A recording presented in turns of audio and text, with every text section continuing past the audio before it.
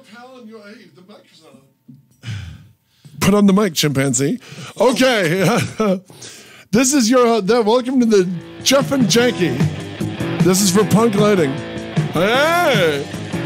We get very rare when we get a wonderful guest. Did we start 30 seconds too late or what, Pat? Well, Jimmy kept telling us, and you kept blowing it off, telling me, on your marks, get set, go! You're on the air. Jimmy did 3, 2, 1, and you were blowing it off.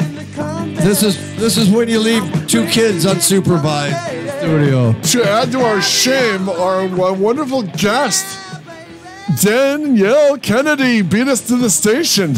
Yep, she was here waiting for us. Good morning. Good morning, lovely one. And first thing you have to do is wish Jeff, along with you viewers, a happy birthday. Happy birthday. That should have been the first Nobody's thing I supposed said to know that. You know, I always lie. You always lie about your IMDb and your Facebook. I put 1971... January 12th or something like that. On this day, 76 years ago, Jeff's mother's water broke on her way to get him taken care of. How did I end up here? How are you going to celebrate your birthday, Jeff? Oh, my gosh. Well, Toys R Us is closing on the 30th. Everything is half off. Oh. Good. We were afraid you were going to go the parts unknown route. Yeah, parts unknown. Everything must go. Too soon? Maybe too dark. Anyway, so Danielle. Yes. Danielle's done a ton of stuff. She's on The Last Ship. She's on Narcos, which is on... American Horror Story. Not just American Horror Story. Anyone can do American Horror Story. She did Coven, the best season. Oh, yes. That was a great season, wasn't it? Oh, my God. Yes, it Jessica was. Lange, man. Oh, I was so lucky. I was... locked up all day in a wonderful coffee shop, an old historic coffee shop up on Sunset with, can you believe it, Jessica Lange, Ryan Murphy directing. Wow. Ryan Murphy himself? Yes, and Francis Conroy.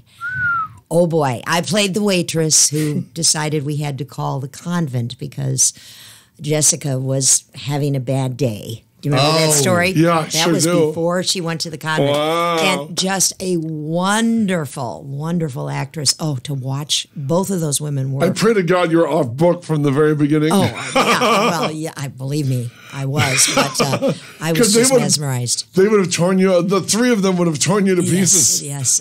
Oh, God. But it was a wonderful experience. And I loved being around that crowd. What, terrific. Now, did the waitress return, or was it a 1 episode? No. I had the key deal in the episode in that I see that she went into the bathroom and she was thinking about offing herself, if you remember that. Yeah, and then she comes back out, and I'm watching her. So I'm watching her and serving her coffee, and I say to my fellow waitress that I'm working with, I think we need to call and get this woman some help and call the convent. And I had a very thick Boston accent, Then how long did that take you? Do it for us.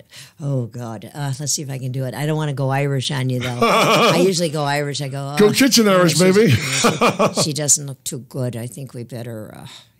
we better call the nuns. Wow, a little Marina Sullivan in there. Yes, a little. Oh, thank you. Wow, you're welcome. What a great lady that was. But yeah, that was a great day. Just being around these people and being able to watch their professionalism and their depth and their passion. And she's just a marvelous, marvelous actress, both of them.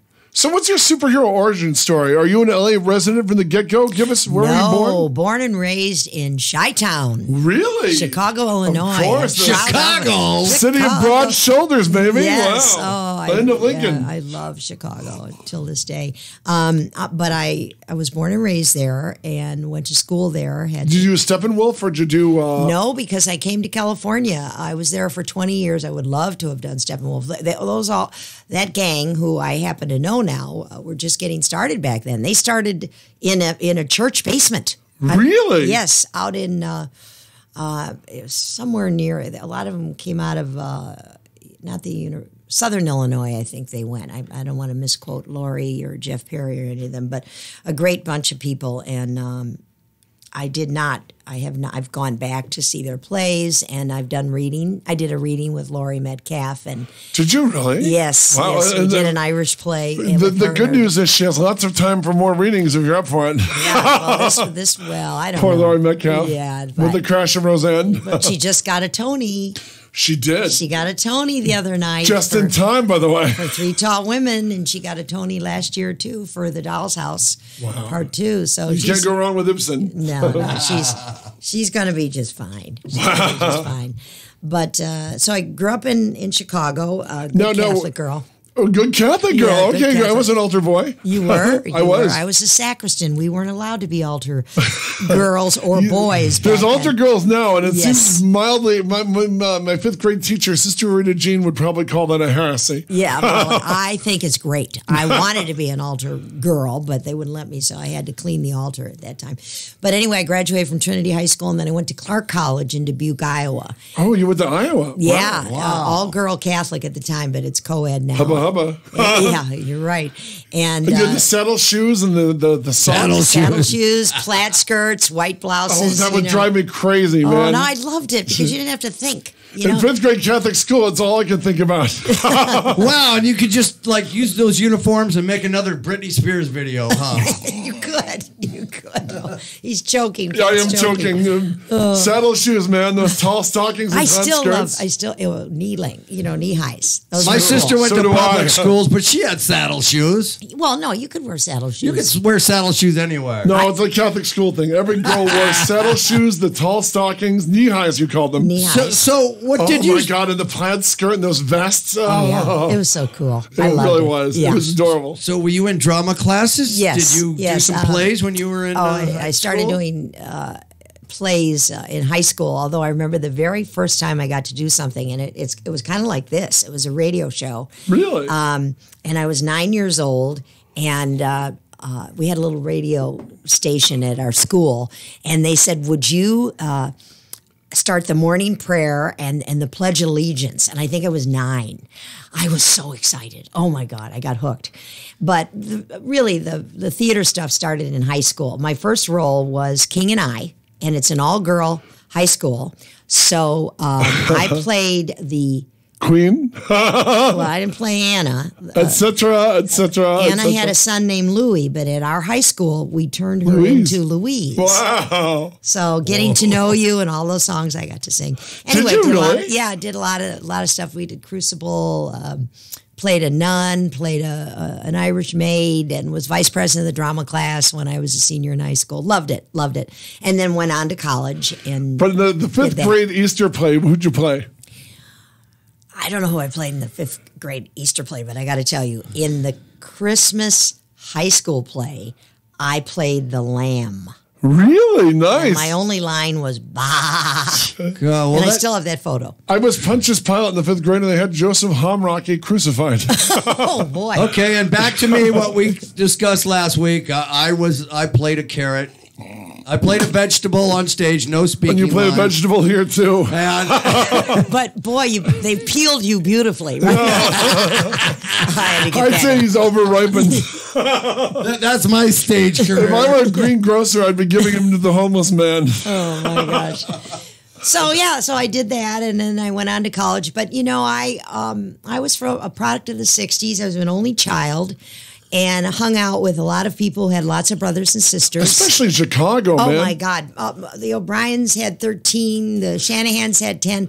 So I wanted to get married and have kids. And I fell in love with my high school sweetheart. And I dropped out of college. I ended up finishing college much later. And I got married, had a big Sound of Music wedding. Did you really? I did. Got married at 20. Had my first baby at 21, second baby at 22. Wow, you are Catholic. Had 5 by the time I was 27. 5 in my family. How many girls in your family? Well, now, I mean, there's a total now of 8, and that's a whole other story. But Oh, separate households. did a Brady Bunch thing. I did a Brady Bunch thing later in life, yes. And when I married my current husband, who I've been married to for 38 years. Is it, friend. that's it? Just 38. What? Is he an actor? That's all. No, he's not. And he's so happy he's not. Is he what we call in Hollywood Reporter a non-pro? A non-pro. That's something to think about. But no, when I married him, I was a single mom in my early 30s, and I had Beth 5. Okay, so Beth, was she your only girl, or No, I had Beth, Joe, Kevin, Daniel, and Mary. And then when Mike and I got married, he had Bob and Kelly. So we joined those 7. Bob and Made Kelly, some sort of family. And then 5 years later, we had Kathleen. Wow, So, the miracle so baby. there's 4 girls, 4 boys, and I birthed 3 girls and 3 boys. Wow, so you So I got my big family. I got my big family.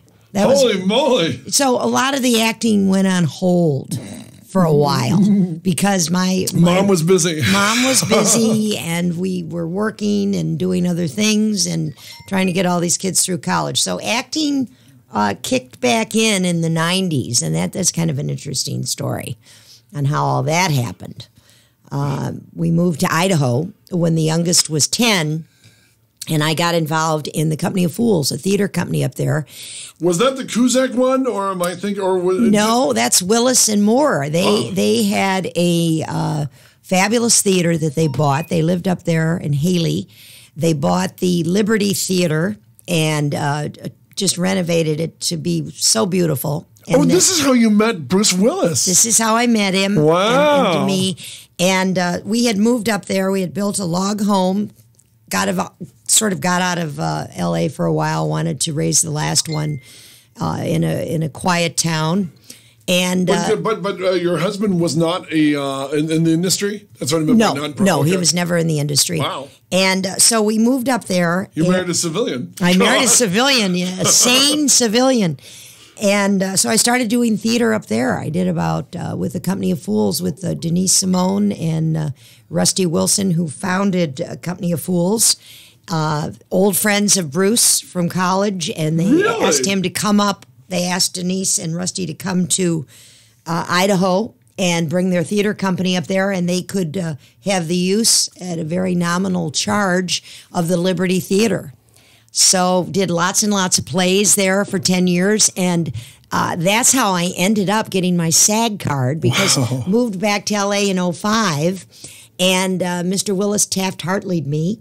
Awesome. God bless him. On what movie? Gosh, I love Taft-Hartley. Yes. Breakfast of Champions. Breakfast of Champions. Glenn Headley, Bruce Willis, Nick Nolte, Alan Rudolph. Alan Rudolph is amazing. I mean, yeah. I love this movie, but he did one that was shot in Seattle called Trouble in Mind that isn't even on DVD. It's Chris Christopherson, Genevieve Bujold, and Divine as a crime boss. Oh, what? Oh, that's right. I remember that. It's fantastic. I go, why does that look familiar? That. I go, that's Divine as himself. Yeah, he plays playing the King. I totally forgot about that one. Wow. That and Breakfast of Champions are probably Alan Rudolph's. Outside of Welcome to LA, there are his most obscure movies. Oh, for sure. And we had Kurt Vonnegut on set. Whoa, you met? Holy cow! Did you meet Kurt Vonnegut? Yes. Tell me. Well, I mean, I didn't say much to him. He just says, "How do you do?" and that kind of thing. But he was mostly like with Bruce, because Bruce, I believe, was he nice? He was to the him? executive. Oh, yeah, they were all just great. I mean,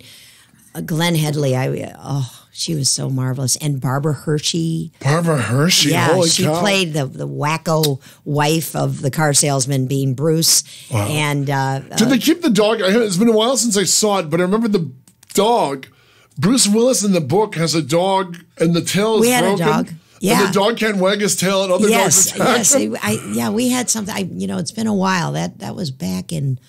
I think it was 98, or I can't remember when we filmed. You shot that in Idaho, though. In Twin Falls, which a small town about 75 miles south of Haley, going back towards Jackpot, Nevada, shooting back towards Los Angeles. So it was a great time. And then Bruce wanted to do. He was a big Sam Shepard fan, and he wanted True West. He wanted to do True West. Wow. And supposedly set out here, by the way. What is that? Supposedly set out here in San Bernardino. Oh, yes. Yes, absolutely. Way out in the desert. And it was kind of funny, because he had seen a lot of my work in these plays that I was doing in his theater. Oh, he'd come watch you. Oh, yes. They were very, very involved. Demi was as well. And was that intimidating? I mean, to have a Hollywood stars watching you perform? For some reason it wasn't, because they were so supportive. I'm much more, I think, intimidated going out on an audition with a casting director than I was working around those people. I mean, it's weird, but they were just they were so lovely and fun, and they seemed to literally enjoy it. So it was kind of funny. They had come to several of the shows that we did. We did Always Patsy Cline and The Man Who Came to Dinner and You Can't Take It With You, all kinds of stuff. What'd you play in You Can't Take It With You? The crazy mom, Penny. Oh, wow. You were Penny. I was Penny. I had all those pencils. You a crazy mom? That is good acting. Yeah, wow. That was a stretch. Did they keep the dinosaur running through? Oh, we had all that stuff. It was so fun. But anyway, how I got to play Bruce's mom is kind of cool. There is this wonderful coffee shop in Sun Valley called Perry's, and Bruce was still is a very involved dad. He was always just being with his kids and just a good dad. And so he was dropping off Tallulah, or one of the girls, for they were going to have a quick breakfast, and then he was taking her to school. And I was sitting in the booth having my poached eggs, and all of a sudden he sits down and he goes, "Dan, you want to play my mom?" That's how he did it. Wow. And I go, "Yeah, sure. What play?" And he said, "Yeah, do you want to play my mom in True West? I think you'd be great." And that was it. And and of course, then you come back to LA and you go through, starting from the bottom up, all the auditions. And I go, well, I keep going to coffee shops hoping, stars will come in and say, "Do you want to play my mom?" And it's not happening.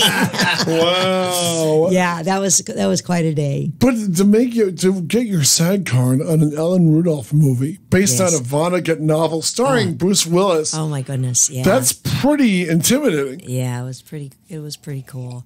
And it was just, I was doing what I loved, which was theater, and I still do a lot of theater. I'm a big fan of Justin Tanner, who is a Los Angeles playwright. He's one of the best. He did voice lessons that Lori was in many times, and Zombie Attack, and watch anything called Zombie Attack. Oh yeah, and Soldier. Wife Swappers. Oh my God, he's just done so much. And we just did a terrific play at the Rogue Machine Theater called The El Nino, which is really about Justin's life. And so, that's what I love. I love doing theater with all my buddies, Miley Flanagan and John Palmer and Tom Fitzpatrick, who was a Black Bride and Insidious 3. Wow, a good Irish name there. Joe Keys and Nick Hewlett played my husband. He's Jenny O'Hara's husband. Jenny O'Hara, the actress? Yeah. Wow. Yeah. And, Nick Hewlett is her husband. He's a wonderful actor. Yeah, so we have a great time. We have our little tribe, and Chloe Taylor, and I'm mentioning all of them in case any of them are listening. I love them. You know they are. They love you. I love them. So yeah, we just I love theater, but I'm still doing lots of fun stuff. Just let's see, 2 weeks ago I did Brooklyn Nine-Nine. Had a little part on that. Was that fun? Were you a cop or an angry citizen? I was the mother of one of Andy Samberg's so-called enemies that I had to tell him that he was dead. My son was dead. Is that series still going on? Yes, it was canceled and then brought back. Because I thought it got canceled. They're moving to another NBC network. They went to another network. Another network snapped it up right Fox away. canceled. NBC picked him up. Because they were at Warner Brothers. I remember I did an episode of that, and I don't know what episode. It was like a couple of years ago. Yeah. And I'm very excited about The Last Ship. This, I believe, will be their last season. We shot 2 seasons together, 5 and 6. Wow. And I play Grandma Abbott and got to work with Kevin, who's one of the series regulars. Were you in any of the end of the world scenes, or were you in the happier? These are all the happy days when they came home and they were in love, and he was in love with my granddaughter, and we got to wear all this gorgeous vintage clothing from the South and big hats, and that'll air in August. Very excited about that. Where did you film The Last Ship? We filmed The Last Ship in Los Angeles, but in a home that looked like a southern plantation. Oh, okay. It was Yeah, fantastic. you weren't paying attention when she talked about this? That was in Hancock Park. Yeah, it was fantastic. Oh, that might have been when you were setting up the machine. I'm sorry. Yes. Or blowing out your birthday candles. Yeah, Because I brought you a cake. That's what he calls his. Don't mention his birthday candle, Danielle. This is Oh, okay. I get won't. intensely sad. Yes. So they do a lot of the ship scenes, I imagine, in Long Beach or San Pedro. Yes, right? I think so. That's what I heard. I wasn't involved in any of that stuff, but I think, yeah, it's all around here, pretty much. Wow. But yeah, so it's a crazy life, though. You just doesn't really. Oh, Narcos. Wow, yeah, That holy was cow. the Yeah, best. get right into That's a big Narcos. one. Oh, You know, boy. talk about that because now that Narcos is on Got a lot Netflix, of episodes there. Oh, nine. You're Ambassador Noonan. Ambassador Noonan. Yes. Now that was a story. That was a story because the original ambassador role was written for a man. And I didn't know anything about the series. I mean, nobody really knew anything about the series. It was going to be shot, and it was shot in Colombia. All my episodes were shot in Bogota and Chia, which is right outside Bogota. But anyhow, I get a call one day from my agent, and he says to me, "There's a casting director that I guess was surfing the web, like Actors Access, and looking at demo reels." And she'd like you to come in and read for a role that they're not sure whether it's going to be a man or a woman. Really? Yeah. So I go in there, and this casting director, Carmen Cuba, is just amazing. You know, she cast Stranger Things and all kinds of good stuff. That's someone you want to know. Well, and although I've only met her once, all I can say is... That's all that matters. That's right. All I can say is she's always on the lookout for not just names, but for giving people that she feels would be perfect for a particular role a chance. So I go in there, and I don't really realize the heaviness of this, which I'm kind of glad I didn't. I thought it was like, oh yeah, I'm reading this little ambassador role for this thing that's going to shoot in another country, and I won't get it.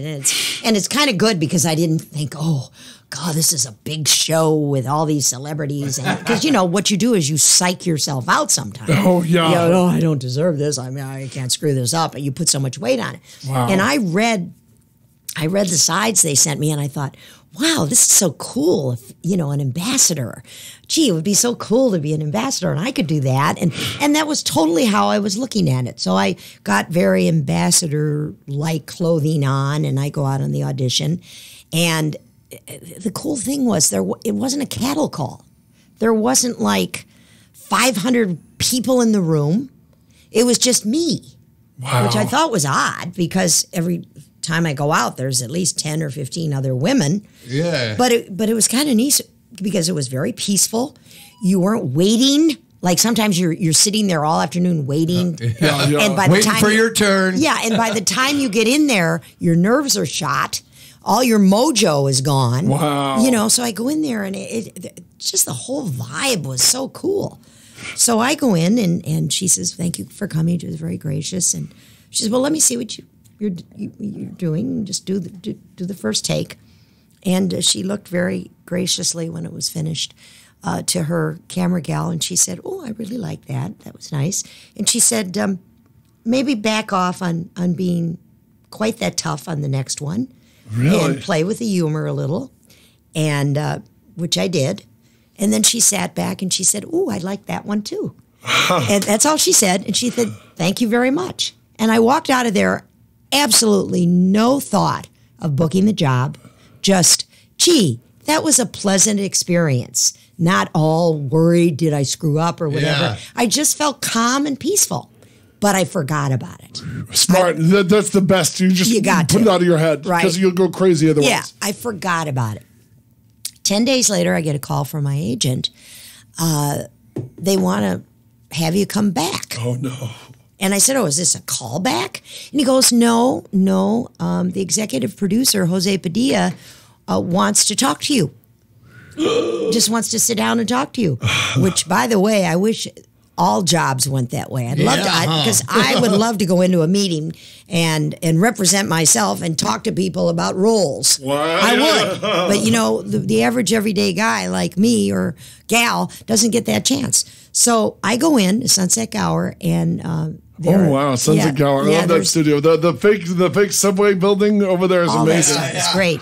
And I sit down and I have this meeting with Jose Padilla and Chris Brancato, who wrote Species 2. Who wrote? Yes. He wrote all of my episodes, and did he really? Yes, and he wrote them himself. Yes, and if he didn't write an exact episode, he was helping the particular writers. He probably did the last pass. Yeah, yeah, but he's the one that said, "We want to make Ambassador. We want to take advantage of your dry sense of humor. We want to make Ambassador funny." Wow! So you're the raw ass kicking. That's where you came up with the ass kicking, but mean, but funny. Yeah. You know the whole thing about I didn't want him to go down to. Medellin, so they might meet hookers or whatever. that was all Chris's thoughts. But anyway, so I go in there and we just talked. We didn't, we talked. First thing he said to me was, "Have you ever been an ambassador?" And I said, "Let me think. No, I haven't." And he said, "We really thought you had." Wow. And I said, "Really?" And he said, "But I'm going to tell you." And then we talked about family and his family. His grandfather was Daniel. My grandfather was Daniel. It was just a real nice meeting. And then he said, "We really liked your audition, but we don't know whether or not it's going to be a male or a female." He was at least fair. I mean, it sounds like they're giving you a fighting chance. They were really fair. And they said, we still are trying to work that out. But see, Carmen Cuba felt that it needed a female. They needed some more females in that show. And so he said, but gee, just want to know you did a great job and it was wonderful to meet you. And I said, hey, whichever way you go, this has just been a treat. That's how I put it. By the way, that's a great. That's what I said. It's non-committal. It's not. I'm going to go home and kill myself if you don't hire me. I'm going to go home now and yeah. But I also they did say to me, they said, "How do you feel about being down in Colombia for 6 months?" I said, "Hey, no problem. I can do it." And, I really didn't think about the ramifications of that at the time. Yeah. But I said, "Oh, yeah, sure, I'll go," which worked out great. It could have been the same island where your daughter was shooting King Kong. That's right. That's right. And she was she's great in that. She played John C. Reilly's wife, remember? John C. Reilly in the flashback. That's my daughter. Is her daughter Beth? That's your daughter. She was also on Agents of S.H.I.E.L.D. Oh, yes, she was. And she was just on SWAT.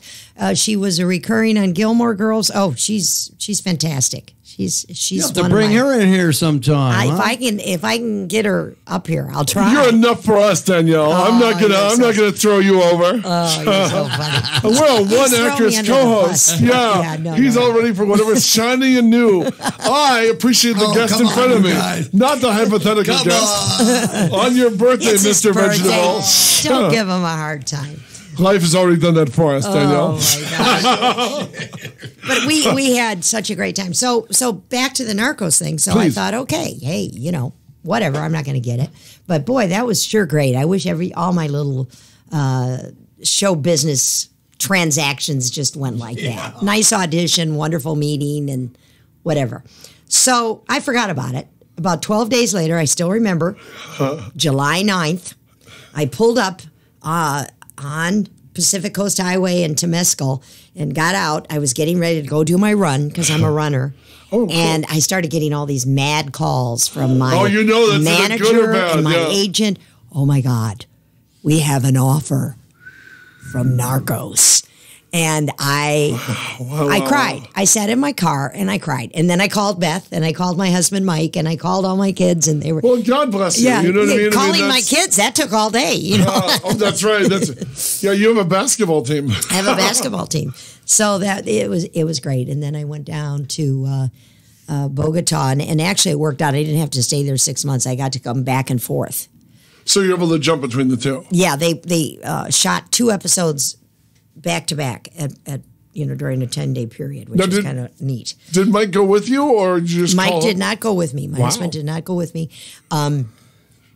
because that was quite a trip. And he's in real estate. He has a job in real estate, and He's not a former actor? Because Southern California real estate guys are usually former actors and actresses. No. Although when we lived in Idaho, he did some plays with the Company of Fools. Yes, But unfortunately, he was never in a coffee shop with Bruce Willis. that's right. Couldn't Mike get pulled off Bruce Willis's mother? If he had been in that coffee shop, it could have maybe. Who knows? No way, man. It'd be all you, baby. Is Beth your only actor in the family?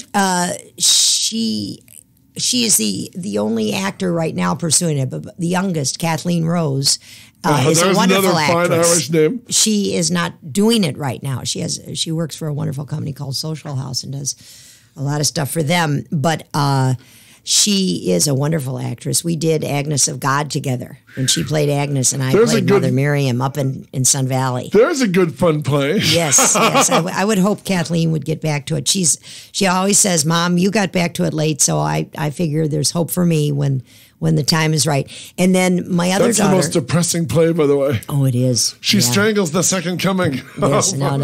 But I love playing nuns. I can't help myself. No, it's in your blood. It's clearly. in my blood. You got freckles, for God's sake. You have to play a nun. I love playing nuns. Colleen the Worst Award. I would love to play the nun in Doubt. Wow. Yeah. You know what? Meryl Streep is so good in that. Oh, she's good in everything, right? But I would have loved to see the Cherry Jones original. Oh, I did not see it, but many of my friends did. Amazing. I heard that was just spectacular. Doubt is so well. John Patrick Shanley is so damn good. I love everything he's done. Me too. Danny, I saw Landau. I saw Landau in the Julia Landau and Danny in the Deep Blue Sea. Oh, Danny in the Deep Blue Sea. My friend Denise Simone did a wonderful job of that up at Company of Fools. Yeah. John Patrick Shanley, I follow him on Twitter. Do you really? Every single day he writes something fantastic. I'm going to follow him on Twitter now too. Oh no, he's just brilliant. And if he lets me. I love everything he's written. I mean, everything. Joe versus the Volcano is a grotesquely underrated movie. It's so true. So true. But I have to also put a plug in. When I was talking about my daughters, I also have to put a plug in for Mary. My daughter, Mary Kennedy, was an actress. When she was in college, she did so many commercials. She bought herself a car. Any low-budget horror? or just a bunch of, commercials, McDonald's, all this stuff. But she is a dancer at heart and a wonderful dancer. And she works for Jacques D'Amboise, who runs the National Dance Institute, NDI, in New York City, New York. And Mary is one of his teacher choreographers. She's been with them 18 years. Oh, she was your actress daughter you mentioned in the green room. Yes. Okay. And when we saw the Michael Jackson picture. Yeah, your dancer daughter. Right. And she teaches 500 kids a week in the Brooklyn and New York school districts. So she's gray hair and can't stop shaking? Yes. Oh, poor thing. No, she's fantastic. And she was just named Teacher of the Year in New York. Yeah, proud mother here. Yeah, but so all of us are in the arts in some way or another. My son is vice president of Arizona Tile, and he and his wife are wonderful, and they've given me 3 fantastic grandkids. Oh. And my other son is a fireman in San Diego. By the way, you got to start. No offense to the son in Tile in Arizona.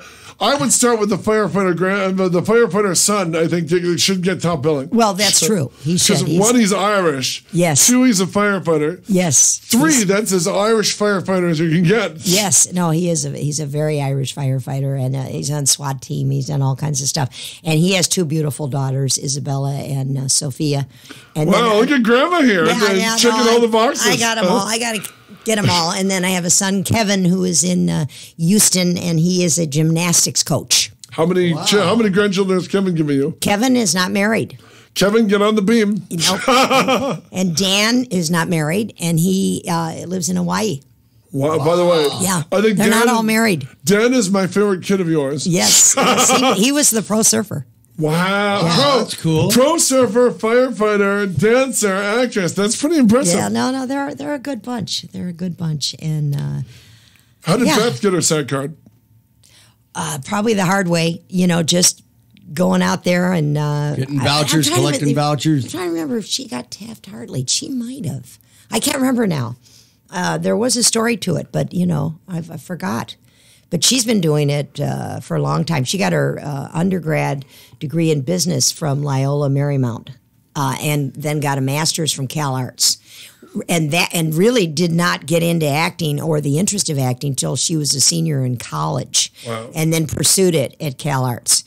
And for the past 20 years has been part of the Trubies. I don't know if you know about the Trubies. Heard of them, don't know They're a lot fantastic. about them. Tell me more. They're a fantastic Matt Walker, Rick, Beth. There's just Lisa Valenzuela. Oh my God, they're most talented improv, wild triple threat dancers, singers, comedians, and for years they worked out of the Falcon Theater, which is now the Gary Marshall. Wow, Now the Gary in Marshall, Burbank. right? And my wonderful friends Joe Bury and Dimitri run that place now. Dimitri Longothesis or? Dimitri Taskas. Okay, cool. Yes. And so the Trubies are cool. That's a big part of Beth's life. They do a lot now at the El Portel Theater because they needed a bigger venue. And then they work at the Getty Villa and do shows there. I'm just thinking when she was at the Gary Marshall, a.k.a. the Falcon, you were spitting distance for the best big boys in the all of California. We always go. We always go to Big Boy. Every time. Wow. Yeah. That's the one of the old, it's the classic original Big Boy, one of the last ones in the state. They were the real one.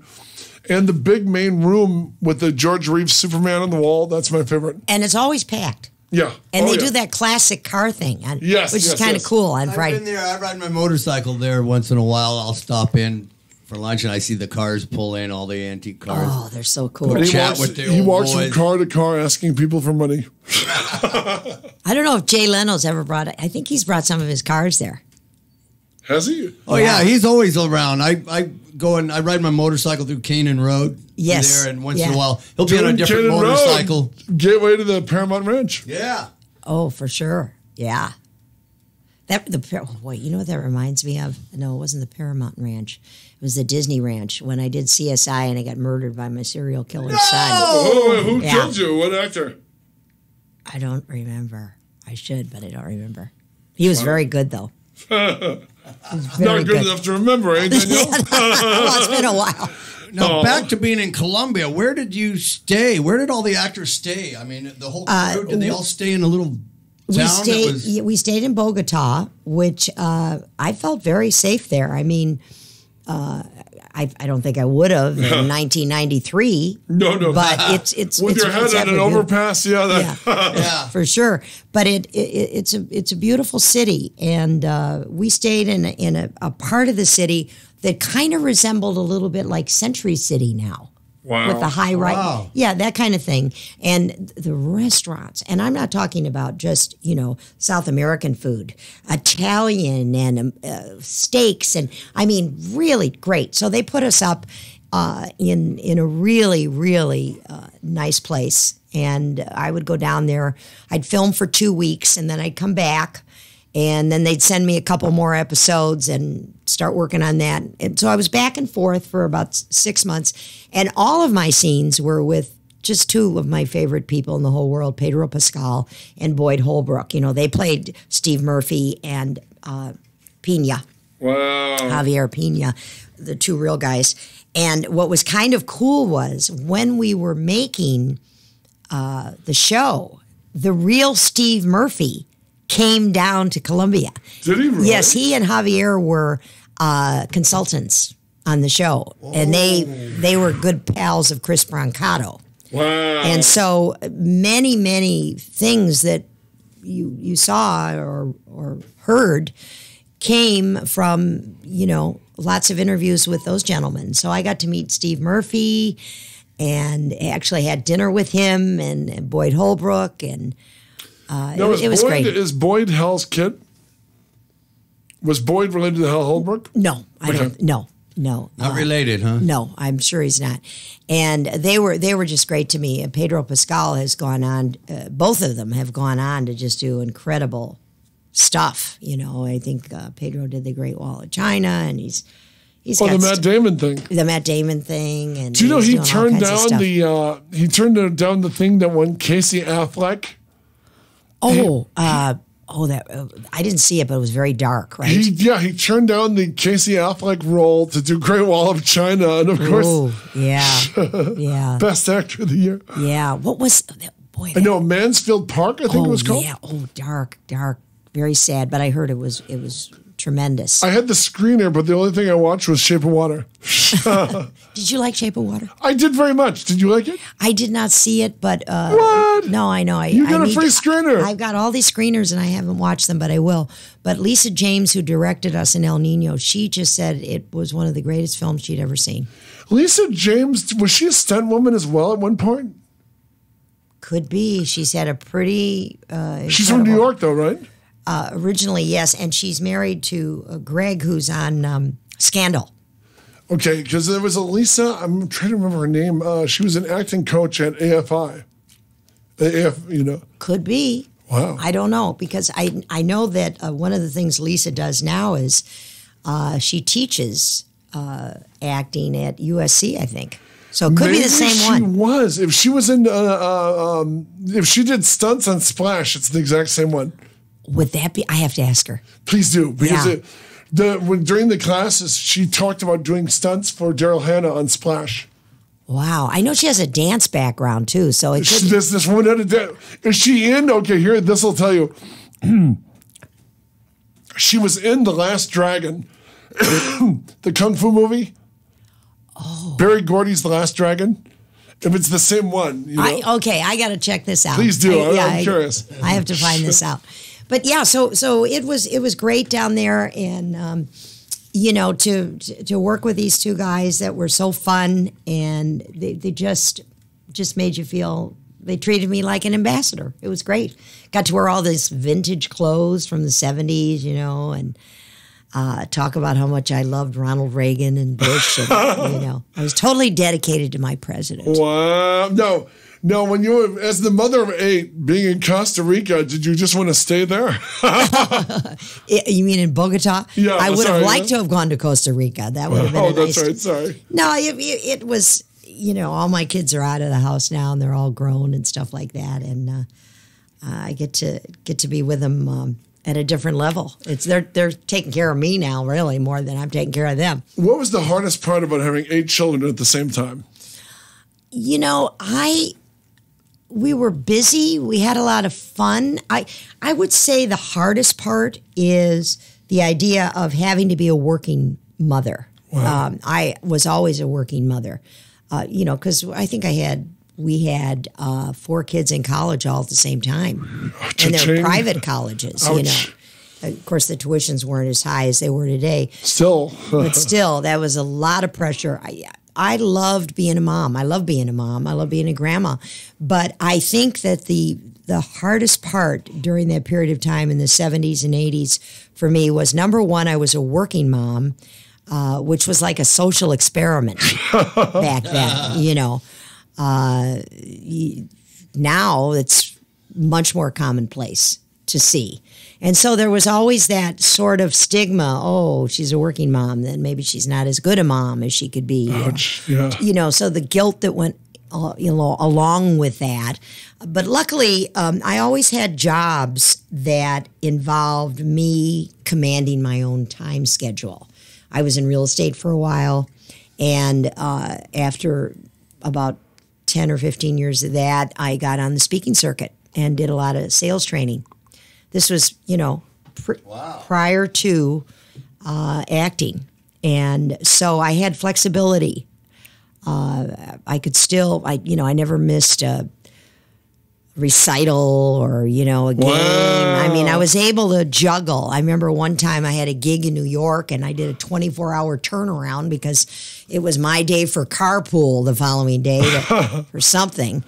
And, so I didn't get a lot of sleep during that period of time, but they were really good kids. I mean, I think if I had a situation where, wow, all kinds of trouble and was dealing, but they were real team players and kind of all helping. And I think Beth would tell you, she was second mom. She's like, I was the only one that could keep my brothers in shape. That kind of stuff. But yeah, I think the hardest thing was, the financial end of it, and always just trying to make sure that they would get the opportunities that everybody else would.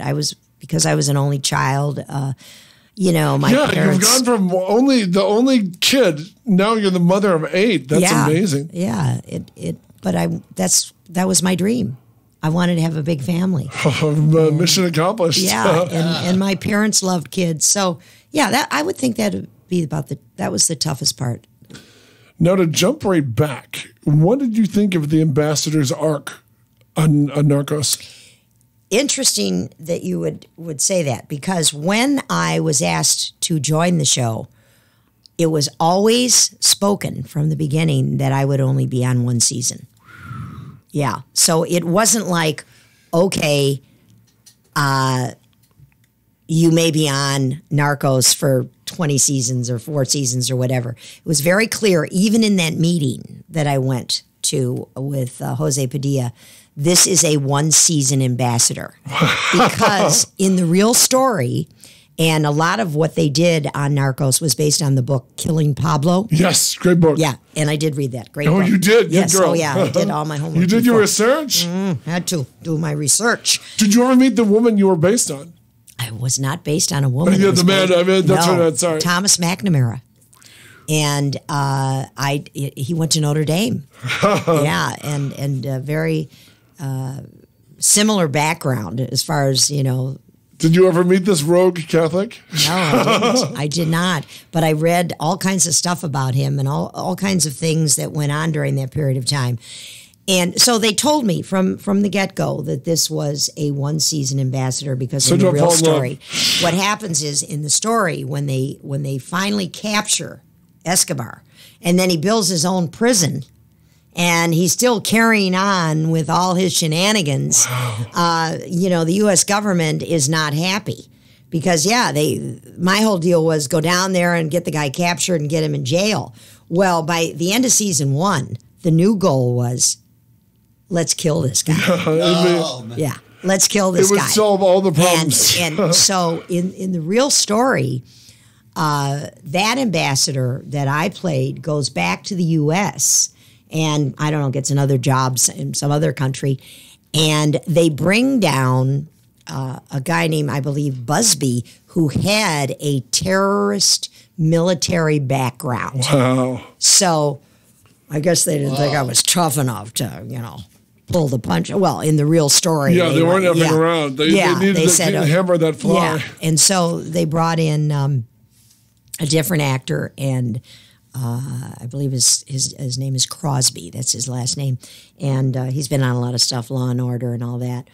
But no, so it was made very clear to me that it would be only 1 season. And also, as I would read the scripts, I would realize the way they wrote me, my allegiance was to the United States. And I was someone who adored my presidents. That's the character that I played. Mm. And so my character was sort of sugar-coated, kind of, I got tough a little bit towards the end in the last couple episodes because these guys were, going off the wire so much, going off the reservation. And, I'm telling them things in private that they're now making public to people, if you remember how that went. That's why when you read the book, that's why they had to kill this guy. They were sharing too much information. Exactly. And so I built a backstory for myself. And I said, okay, I was always interested in politics. I have always been loyal to my country. I'm loyal to this party very much. I started out when I got out of college. I was a political science major.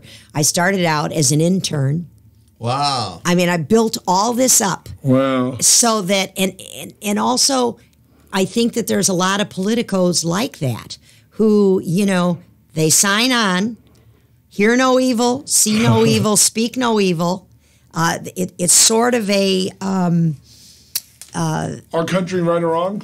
yeah, a presence. I am the ambassador, and tell me this, tell me that, and so, in a way, I remember saying once to Chris Brancato, I seem kind of like a pushover here, and he said, no, I love the direction you're going. That's just this is who this person is. She's just her main issue is reporting back to the president and doing what they have to do, get this guy in jail. Well, when they got him in jail and then he just went totally off the rails, they heavy-footed it then at that point. But yeah, so it was it's interesting you asked me that question, Pat, because I thought I want to have a strong viewpoint. And I think there was some criticism, hey, this ambassador, what a wimp, I didn't think you were a wimp. Watching the show, I always thought you had an ulterior motive. Yeah, I did. Wow. I did have an ulterior motive, and that was to do what my president wanted. And if these guys couldn't pull it, somebody else would. But, their shenanigans were... too much to ignore. Yeah. Exactly. Wow, fascinating. I mean, because I dug it. I've been basically searching for another Breaking Bad on Netflix. Oh, I know. Well, don't you love though Ozark? And I loved Bloodline. That's not coming back, but I didn't watch Ozark because everyone kept saying it's Breaking Bad in the Bayou, and I want to be surprised. I don't want to watch a redo of Breaking Bad, and as good as Bateman is. Well, Breaking Bad at the Ozarks. Yeah, Lake of the Ozarks, which is a little bit. And there's a Spanish Breaking Bad. Did you see that? No. Benny Blanco. Yeah, they're doing Spanish language remakes of Breaking Bad episodes. You're kidding. No, it's on Netflix. Oh boy, that Netflix, they're something, aren't they? I love them, and I love Amazon Prime. Yes. I've done some auditions for shows that are coming on Amazon Prime. That's in the last year or so, different things. I'm kind of digging Tubi, but Tubi makes you watch like 5 commercials. It's the B-movie equivalent of Amazon Prime. Oh, yeah. Yeah. And Hulu. I mean, there's so many. Oh, yeah. Hulu's good, too. And YouTube, they have their own thing now. I mean, it's a great time to be an actor, especially if you want to create your own material, which...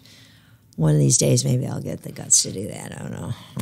Let me ask you, Danielle. It's 2:00 in the morning. You're up. You can't sleep. You come across a show you're in. Do you watch it or do you go to bed? Well, at 2:00 in the morning, if I can't sleep, I probably wouldn't come across a show that I was in because I'd be playing Scrabble, which is not good. It's not good because, the light and the phone and all that, if you want to go back to sleep. But I would say, I don't really watch myself. I mean, this sounds kind of, come on, But with Narcos, I watched it once. I watched the whole season once. Yeah. In one binge? Yeah, and almost. Not quite one binge. And I think I did it more out of, oh, my God, what have I done? It was, first of all, I never looked at the dailies. And I remember Pedro Pascal, who was such a mentor of mine, and he's such a great man and such a good friend to me during that period of time. I said, I'm really getting nervous as it was getting closer and closer to September when the thing was going to roll out. I'm really getting nervous. I wonder how I came across. I mean, you just worry because it's a big responsibility. And he had seen things, of course, he had a huge part on it. And he said, you're going to be happy. You're going to be happy with it. That's all he would say. He'd say, and so I kind of hung on that little thread until it came on.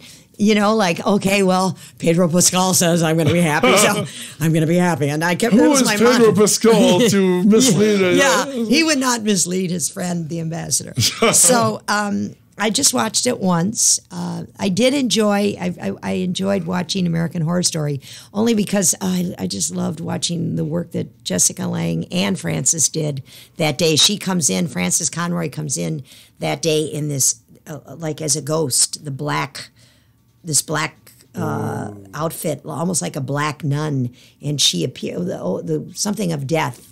The Lady of Death, if you remember? Wow, Angel of Death. Yeah. And so that was the scene I was there for.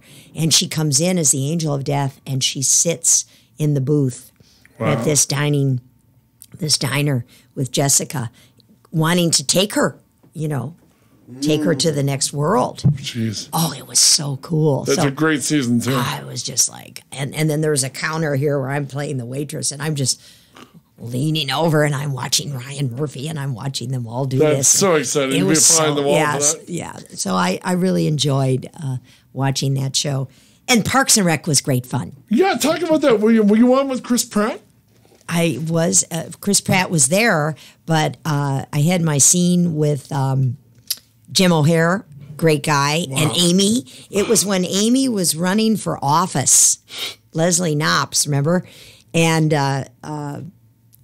it was a great scene because the guy she was running against, this guy Nick, who was the character in the show, his dad died that day. And I was the reporter that had to, she's up there knocking her opponent and, knocking up the whole group. And then I have to kind of put her on the spot and say, well, what did she think about Nick's dad passing away that day? And she was just like, we did it in a park up in the valley, and there was just a ton of extras. There was like hundreds of people out there, and she's standing at the podium, and she goes, I sad. She didn't know what to say, and it was so fun. And they were great. They had asked me to when I got done shooting that day. They said, come over to the camp. We had so much fun with you. And I had to take off because I was shooting a Jane Fonda yoga video. Were you really? Yeah. There was Jane and 3 other ladies, and I was one of the yoga ladies behind her. So I had to get over to do the rehearsal for that. And so I got a call from my agent, and they said, hey, they want you to come back for another recurring role of the reporter. And I had to say no because I was shooting the Jane Fonda video. Wow. But then in the last season, when I was down in Columbia, they asked me to come back and do one more reporter shot, which I did. Great, Adam, all those people on Parks and Rec? Yeah, Rob Lowe, I met them all, and I had just read Rob Lowe's books. Have you read any of his books? I heard his last book was excellent. Oh, he is a great writer, and I had just finished his first book, which talked about his life and Hollywood and the Rat Pack, or the Brat Pack. Not the Rat Pack, the Brat Pack. And so I went up to him and I said, oh, I just loved your book. And yeah, so that was I loved the Parks and Rec people. You're a silver-tongued little apple polisher. Oh, yeah, I am. Wow. And my friend Mo Collins was on that show. You were friends with Mo Collins? I'm friends with Mo Collins. She's my buddy. She's great. I met her at the studio where they do Mad TV. Oh, isn't she the best? I love her. How tall is she? She's pretty tall. I think she's about 5'9" or so. I don't know, Mo. I hope I'm right on this. My husband and I are real good friends with Mo and her husband, Alex Scooby, who's a wonderful actor. Wow. Yeah, he was on King of Queens for years. And he's doing a play right now with Mo called Damaged Furniture, written by Howie Scora.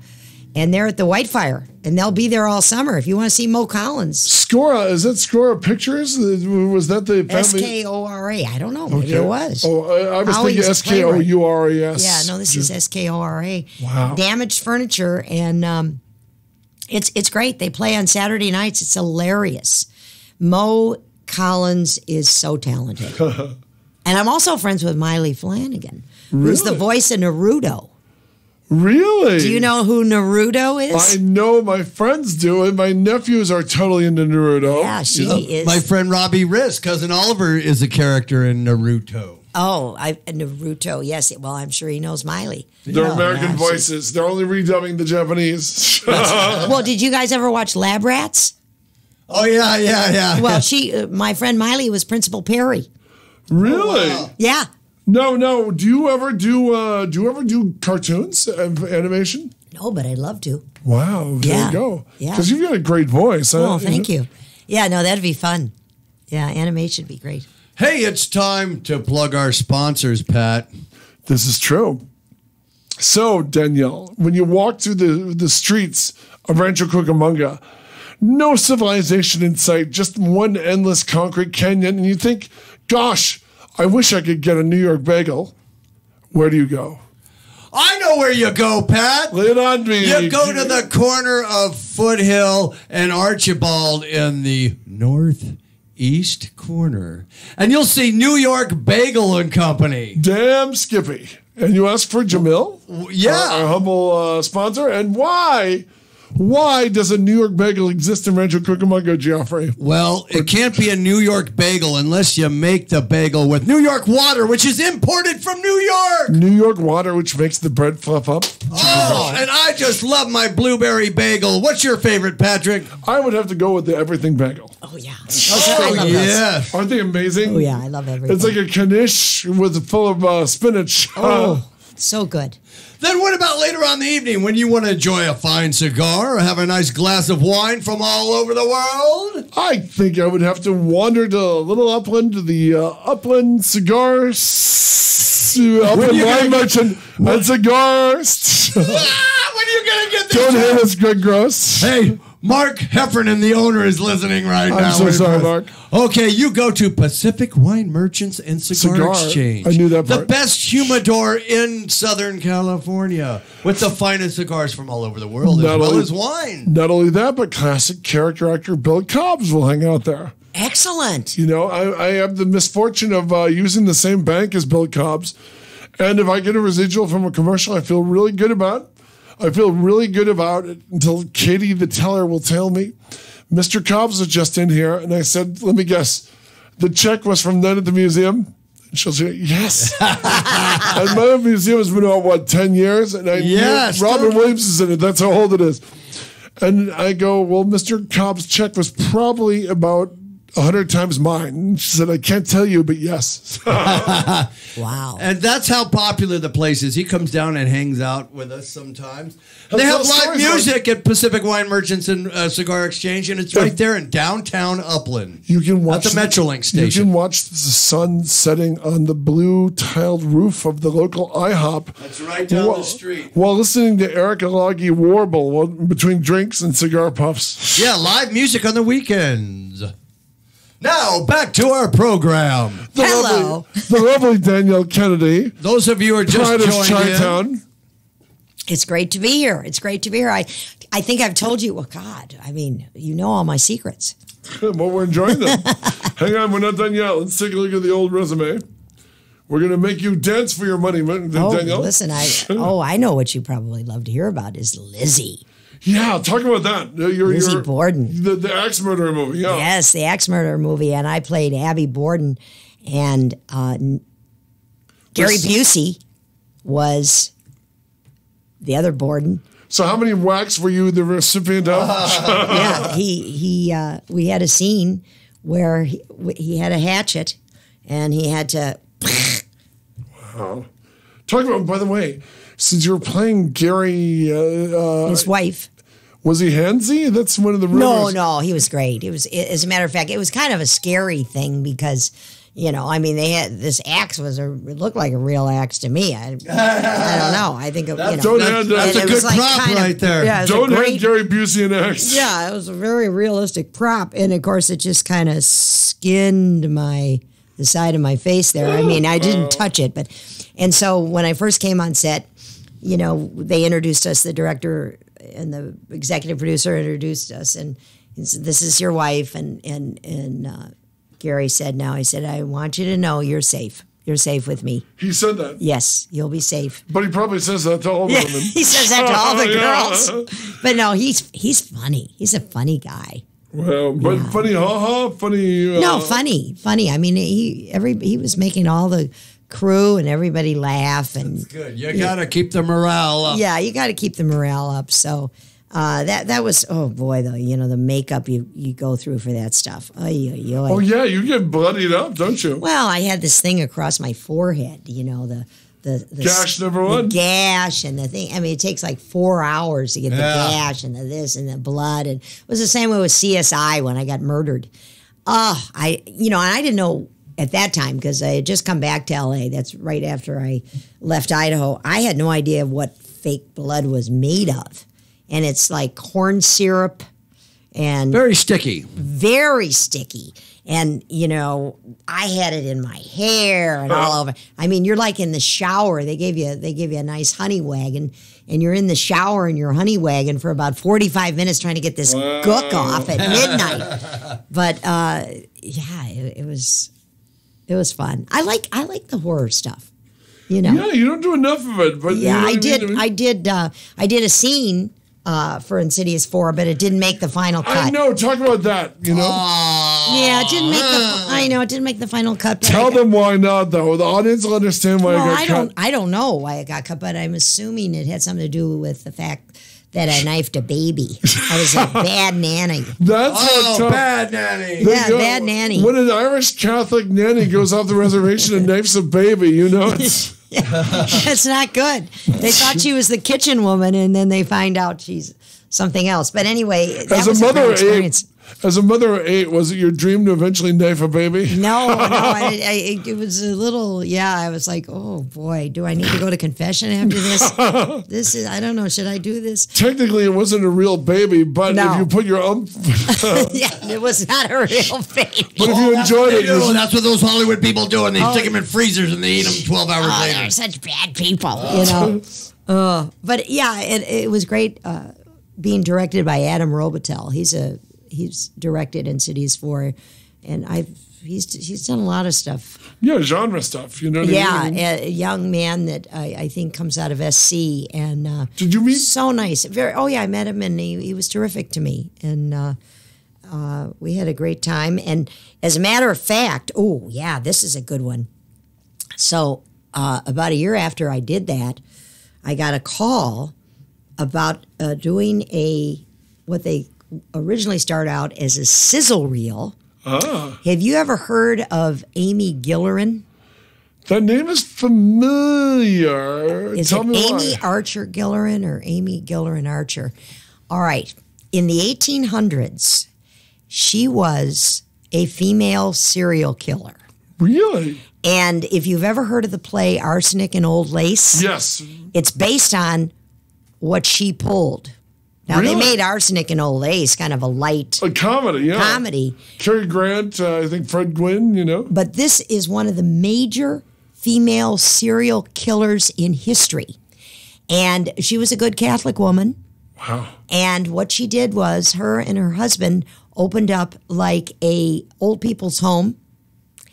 And it was particularly for people whose family didn't want to take care of them. They were old and they were, a big burden. So she would charge them, I don't know, like $1,000 or something and put them in this nursing home. And she ran this nursing home. And what she did was she would put arsenic in their lemonade. Wow. And over 60 people were killed over a period of time by Amy Archer Gillerin. Yes. And she actually... They actually found her out after a very long time. And I think she went to prison, and then eventually she went to a nut house. But she died. Wow. Yeah, you should Google that, Pat. She died maybe in the 60s. Or 70s. Damn. Yeah. So that was a big percentage. Like 80% of the people that went in were poisoned by her? Poisoned by her. And so I believe several people have tried writing about it, but an author named William Phelps or something like that wrote a book called The Devil's Boarding House. Ooh. And so about 2 years ago, these guys got together and they said they wanted to make a movie out of it, but first they needed to do a sizzle reel. So Adam recommended that I be Amy. Give him credit. Wow. And one of the people in the nursing home who gets killed was my good buddy, Tom Fitzpatrick. the Black Bride. Right. They put me and Tom Fitzpatrick and this wonderful young actress named Rebecca Kennedy, who I'm not related to. Oh, sure. She was just on Law and Order, did a bang-up job on a recent episode. She's one to watch. She plays my daughter, Mary, who I'm trying to kill. Now, this thing started out as a 7-minute sizzle reel by an incredibly young director named L. Gustavo Cooper, who does horror. He's in the horror genre. Wow, I like him already. Yeah, so they wrote it as a pitch reel. Well, then the next thing, it turned out so good that it became a short. It's been in every short festival you can think of from here to Scotland. Everywhere in the last 12 months. So me, Fitzpatrick, and Rebecca Kennedy, and then this wonderful gal named Samantha Huffman, who played my stunt double, because I do all these weird things at the end and turn into a monster. Do you really? Yeah, Wow. it was I'm trying to kill my daughter. It's great. And so they're hoping to make it into a feature. Wow, very good. Amy is the name of the short. Check it out. I will. I will. Yeah. So, and I have to say thank you to Adam from Insidious 4 because he recommended me to El Gustavo Cooper. It's Gus. such a small world. I talked to Adam on the red carpet when he did Chillerama. They had the Blonde guy. Yeah. It Great had shape. It had the debut at the. They debuted at the cemetery behind Paramount. Really? Yeah, Hollywood. Was it that Hollywood Forever? I think. Hollywood Forever. Yeah, they had the drive-in screening of it in the cemetery. And that's where I met Adam. Max Landis was there, and a bunch of other guys. Wow. And what were you doing there? I was covering it for one of the magazines I was running for at the time. Wow. They would have all the horror filmmakers. They set up a two-step, for photos and all that. Yes. Around the graves, you know what I mean? And you'd have them walk down the red carpet and you'd throw questions at them. Oh, that's so cool. Yeah, and Robitaille's done some good stuff. Yes, he has. He's in Contracted, and taking of Deborah Logan about the older woman being taken over. It's really disturbing. Yes, that is Netflix, by the way. Yes, and he has gotten some wonderful reviews about that. It's depressing and scary. Yeah, a really, really smart guy and very nice to work with. I have to ask you, did you do music videos? Yeah. Yes, he has. Okay, so wow, that's always been. I've only been in one. And I was in it with Tom Fitzpatrick a couple years ago. For what band, do you know? It was some obscure European thing that it was some friend of Fitzy's, and I had to wear this long black gown, and I danced on this table with all these ghosts, and it was a blast, and I never saw it. It wasn't a Michael Jackson video, was it? No, Okay. oh God, I would have killed to do something like that. But how did you get involved? Can I? Do you mind if I? No, I'm not used to. I want to do more. I'm the reporter, before I die. but I wound up doing 3 Michael Jackson videos, and the weird thing is, the one Midnight in Moscow. I followed a guy who looked like Jesus down the street. I'm a Russian guy. They put me in the big fuzzy hat, and I'm walking in slow motion down a black and white street. They shot it on the nickel. They shot it on Fifth Street in the middle of the Soviet Union. And when that video was done, they took the Jesus-looking guy and CG'd Michael Jackson over him. No kidding. The one that has been getting a lot of attention because it wound up on Mexican YouTube earlier this year. I did an amazing Mick Garris, who was like the great Stephen King adapter for TV. He did The Stand, he did The Shining, he did all this other stuff. Desperation. Mick directed a script by Stephen King that never got finished because the charges against Jackson came out. We were shooting that at CBS Radford. Oh. And you'd come to work every day, and they recreated the Haunted Mansion. And they recreated the outside of the Haunted Mansion. The effects were by Stan Winston, who did Jurassic Park. Oh, my goodness. Stan Winston is sitting there every day. He'll answer any question you have about Terminator, Jurassic Park, anything else. You have the DP was Mikhail Solomon, who shot a bunch of James Cameron movies, including The Abyss. Oh. Mick was directing. Steve Johnson, the Oscar-winning effects guy, was doing the effects. Stephen King was writing the script, and goodness, they would get, because this was done in the 90s. They would bring fresh off the boat. No, no, but Stephen King would fax in changes or something, and Stephen King just sent some pages. And Jackson was interesting. He was quiet. He was polite and all that. Yes. I told you the story. I'm not going to tell now. Right. But the interesting thing about him is he seemed shy. I remember one day, because it was a Haunted Mansion set, some spider webs came loose and just touched and hit his hair, and he ran off the set clearly upset. Oh my goodness! Because it hurt. I don't know. One of the things someone was another crew person was saying was that because that part of his head had been burned in the fire. From the Pepsi commercial. Right. Oh, So supposedly that part of his head was really, really sensitive. Oh, wow. And he's always getting hit on the head by fire or spiders. That's not good. That's not a good thing. Neither one. Oh, my goodness. What was interesting is that there was a guy named Derek, and Derek was a Michael Jackson impersonator that Michael Jackson himself had recruited to be his stand-in and dance-in. Oh, my. And so it's a guy who looks like Jackson, moves like Jackson.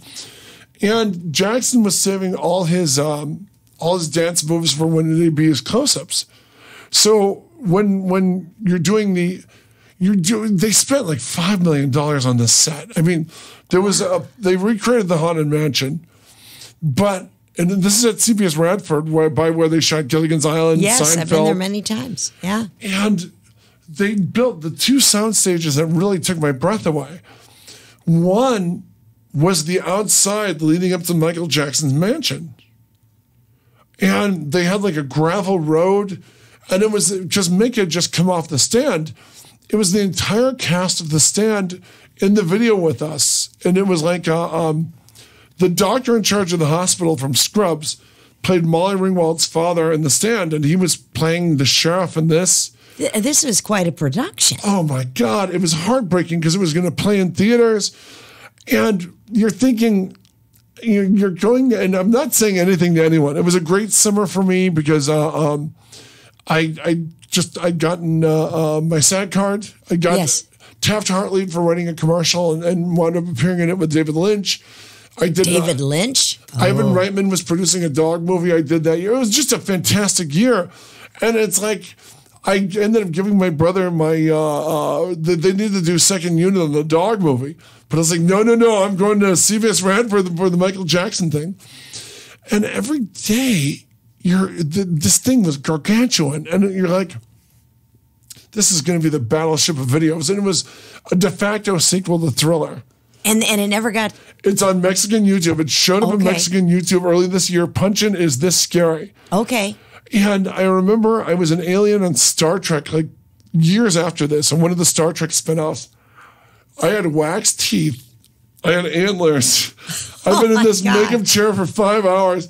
And, when you're a full-on creature, your eyes start watering and they have to paint over the eye. I had those things in my eyes for Lizzie. Yeah. Oh, yeah. So you're in a chair and you got the wax teeth. And one of the makeup artists comes running in. They go, they're finishing the Michael Jackson video. They're finishing the Michael Jackson. And I'm thinking the kids have to be teenagers by now. And then he's like, no. They want to see everyone from the video right now. And it's like, where am I going to go? Oh, man. So it never got aired in this country? This is the thing. Years later, like 7 years later, I heard you belch, Jeff. I want to make sure people know that wasn't me or her. Yes. Did it go on the microphone? Yes, it went right in the microphone. Shame on Even me. Jimmy Shaw heard it 3 blocks away at his house. That's a sensitive microphone. Exactly. Or that's an uncouth co-host. Hey, say that fast 10 times. Uncouth co-host. But the weird thing is they finished it badly like 7 years later. Wow. And I got a call from Buckethead, the guitar guy. Oh, yeah. Buckethead called me at home on Halloween, and he says, Pat, are you in a Michael Jackson video? And I'm like, I knew this one had a different director. I know they replaced most of the kids, but because they weren't about to spend $5 million to recreate the Haunted Mansion. No. they kept me in as one of the torch-bearing goons kicking into the house. You know, and it was so cool because you had a hot girlfriend in the video, and I have a kid. They cast a kid who looked like me as my kid. That's funny. It was hilarious because every day you're going to work on CBS Radford. You're going all the stayed backstown stages where they shot Get Smart and everything. Oh, And then every day you're going indoors to a soundstage to appear as a villager running up a fake hill built on they had this giant hill, like a 20-foot hill you would run up with torches. And they're like, Pat, do you think you can kick open and break the French doors of Michael Jackson's house? I'm willing to try. Easy money. Yeah, no problem. Oh, man. My fake family is watching, and they would be so disappointed if I didn't kick these French doors open. Oh, what a life we lead, right? It's so great because music videos. I gotta tell you, I love music videos. You think you do, but they're. Yeah. There's one. They're a lot of work. I did, and some of them really. I did the video. They hired me for special ability. I do a 4-legged dog run. You know, where I can run as fast as a dog. You can see me doing an Incubus video and other stuff. And I've did it as a creature in a couple of low-budget horror movies. But we had the Irish Setter growing up, and when I was 4, I used to be able to run like her. And I never fell out of it. Who knew that skill? Who'd think that he'd get paid to do that That's what I was later on in thinking. life? Yeah, boy, what a skill. It came in handy, right? Sonia Warren Brandon said, "You're my only kind who can run like a dog." Oh, that's great. But it was weird because I remember they doing the Victorville dry lake bed, and I remember doing because they were going to do my special ability in California Love, the Tupac video with Dr. Dre, and that was one of the scariest videos ever. And in fact, I never shot my bit because the whole night they built like a giant Thunderdome. They were taking people up in a cherry picker. Oh, my God. Tying them 70 feet in the air and leaving them there. Oh, they're who would do that? They're crying to go to the bathroom. They're crying to do anything. And they're like, the crew is laughing at them. Wow. Shouldn't there be some kind of work laws against that or something? That wasn't the least of it. The terrifying thing about it was, and I'd forgotten that there was footage. Tupac was shirtless. It was really cold. The Santa Anas were blowing, but it was cold. Tupac knew what it was hired there for, and he challenges me to a race. And he was drinking Cavassier out of the bottle. So if anyone listening or watching knows, I had a student in one of my English classes tell me he saw the video. I never told them about it. And he saw the behind-the-scenes video where Tupac races me, where I'm running on all fours and Tupac's running on 2, and I easily outpaced him. But everybody on the set, except me, my brother Don, and my friend Kevin, everyone on the set had a gun. The honey wagon driver, and they're like this. You'd be walking along, and the honey wagon driver is showing his gun to someone else, and he's pointing it at you to give himself a target to show how good that is taboo. You do not do that on set. This is live firearms. There's no one saying firing or anything. Everyone, you get fined big time and shut down. And you know what? Suge Knight showed up on the set, and he was as wide as my brother and I standing shoulder to shoulder. And you know who his bodyguard was? Oh, Danielle. His bodyguard was, speaking of your pal Bruce Willis, his bodyguard was Michael Clark Duncan. Oh, that's right, because Michael Clark Duncan was from Chicago. Did you know it? I'll tell you, I just know a wonderful story about Michael Clark Duncan. God rest his soul. Yeah, too. God bless him. Bruce Willis was a person, he has been a person who has helped a lot of people get started. He never gets credit for it, too. He doesn't. You don't hear people complaining about bad things that he's doing. No. I mean, I'm probably not the only person that was ever Taft-Hartley by him. I mean, he'll see somebody, and if he thinks they've got a talent or something to offer, he will help them. I mean, I think he gave Michael Clark Duncan. He did. He got him Armageddon. Yes. And it was... And Green Mile. You're right. I forgot he put him up for Green Mile. That was Bruce that got that going. Wow. Yeah. I interviewed his daughter. His daughter was really cool. I interviewed her on Rumor? Yes, I interviewed her on Sorority Row, and she was really, really sweet. And she's terrific. I know all the girls. They're wonderful. And boy, how about that voice? How about was it American Idol? Is that was that her or one of the other daughters who sang? No, that was Rumor. She won, or not singing. I'm sorry. She has a wonderful singing voice. You don't have to dancing. You don't have to suck up anymore, Danielle. They're not going to take your card. No. I know. No, but I really sincerely like the whole family. How could I? Dancing with the Stars. There you go. For God's sake. She won. Bruce Willis is saying, I gave that bee her card. Yeah, she's got the wrong She show. can't even remember my daughter's name. No. They're all talented. Scout has a beautiful voice, and Tallulah has a whole like jewelry, art business online. They're all very productive, creative people. Please tell me, since I'm going to go back to Breakfast of Champions because I really enjoyed it. It's been a while since I saw it. Please tell me what I believe he's gone now. Alan Rudolph is gone, or is he still with us? I think he passed away. I know. That's what I thought too. We just lost Glenn Headley last year. Oh boy, yeah. That was so sad. Did you know her in Chicago?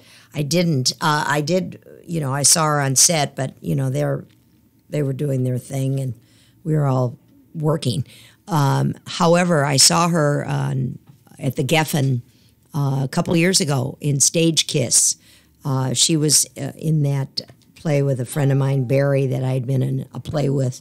She played his wife, and that was about a year before she died. I mean, no one knew that, she was so sick. She hit it too. How did she get past the? But don't you have to? And I'm surprised she got it past the insurance companies and stuff. I don't know, but boy, we've lost some pretty incredible people. A year ago this week, we lost the pride of.